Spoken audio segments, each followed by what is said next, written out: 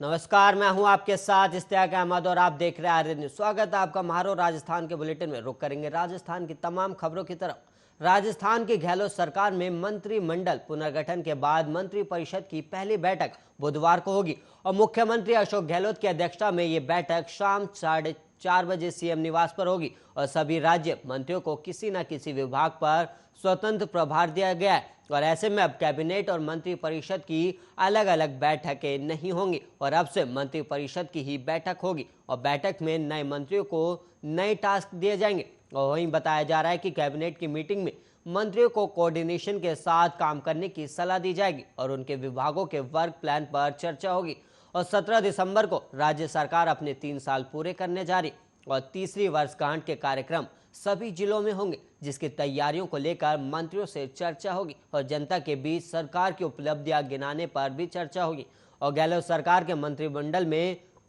बड़े फेरबदल के बाद होने जा रही इस मंत्री परिषद की बैठक में कई महत्वपूर्ण फैसले लिए जा सकते हैं, जैसे पानी, बिजली, सड़क और इंफ्रास्ट्रक्चर, सिंचाई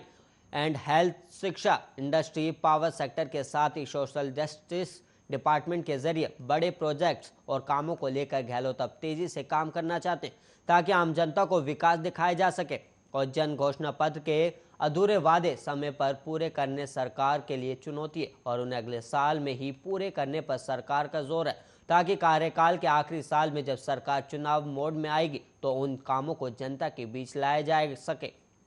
और 17 दिसंबर को राज्य की कांग्रेस सरकार के 3 साल पूरे करने जा रही और ऐसे में मंत्रियों को उनके विभागों की उपलब्धियां जनता के सामने लेकर जाने के निर्देश दिए जाएंगे और साथ ही सभी मंत्रियों को जल्द ही जिलों के प्रभार देकर उन जिलों और विधानसभा क्षेत्रों के जिला मुख्यालय पर सरकार की वर्षगांठ के कार्यक्रम करने को कहा जाएगा और गांव ढाणी तक सरकारी जन कल्याण की योजनाओं का प्रचार किया जाएगा।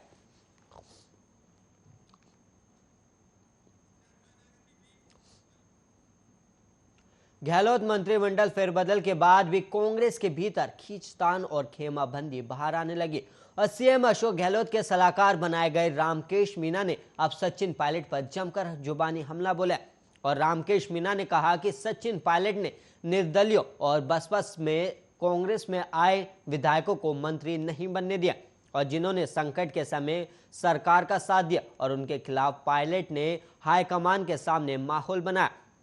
और सीएम का संकट के समय जिसने भी साथ दिया उन्हें समय आने पर वो भूमिका जरूर देते और पायलट ने बार बार हाईकमान के पास जाकर निर्दलियों और बसपा से कांग्रेस में आने वालों को मंत्री बनाने का विरोध किया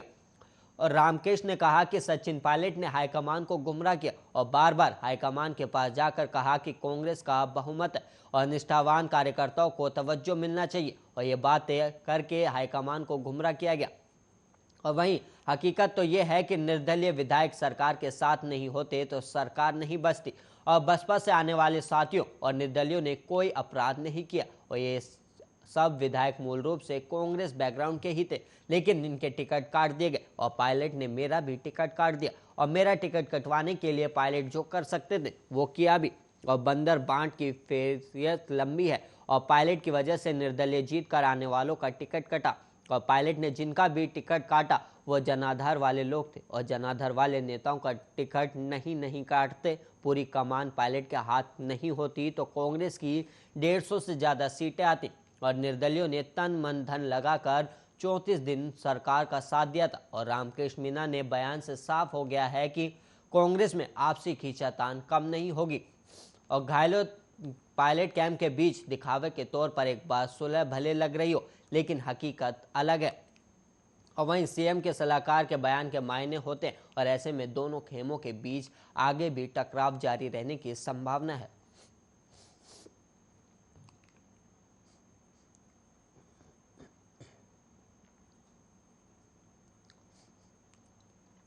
नगर परिषद सभापति मीना गुप्ता और उसके बेटे कुलदीप गुप्ता को एसीबी ने 80,000 रुपए की रिश्वत लेते रंगे हाथ गिरफ्तार किया और जब एसीबी सभापति मीना गुप्ता और उसके टीचर बेटे कुलदीप को गिरफ्तार कर ले जाने लगी तो सभापति ने कहा कि आएंगे जाएंगे क्या है और जमानत होती रहती है और हम नेता हैं